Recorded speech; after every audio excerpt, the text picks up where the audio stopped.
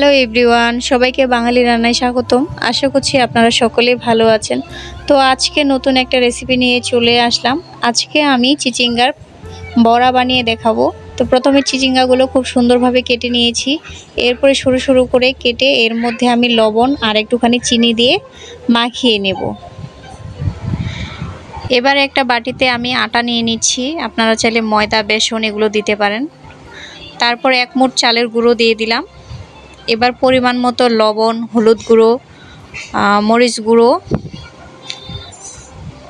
আর একটুখানি গরম মশলা, জিরে বাটা দিয়ে দিচ্ছি।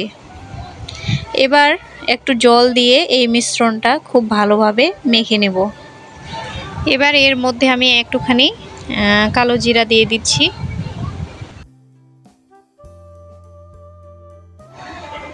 কড়াইয়ে পরিমাণ মতো তেল দিয়ে তেলটা একটু গরম করে নেব। এবার আমি একটা একটা করে নিয়ে এই ব্যাটারে চুবিয়ে এই চিচিঙ্গাগুলো কড়াইয়ে দিয়ে দেব। এভাবে চিচিঙ্গা বড়া করলে ছোট বড় সবাই খেতে চাবে।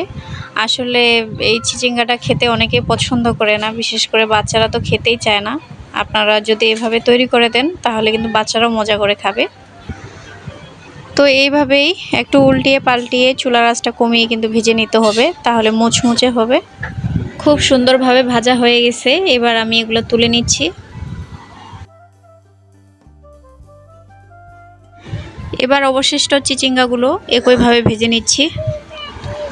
তো এভাবেই তৈরি হয়ে যাবে মজার চিচিঙ্গা বড়া। এটা কিন্তু গরম ভাতের সাথে খেলে দারুণ ভালো লাগে। সুপ্রিয় দর্শক, আজকে এ পর্যন্তই। দেখা হবে পরবর্তী কোনো নতুন ভিডিওতে। ততক্ষণ পর্যন্ত সবাই ভালো থাকবেন, সুস্থ থাকবেন। আর অবশ্যই আমার চ্যানেলটিকে সাবস্ক্রাইব করতে ভুলবেন না। ধন্যবাদ সবাইকে।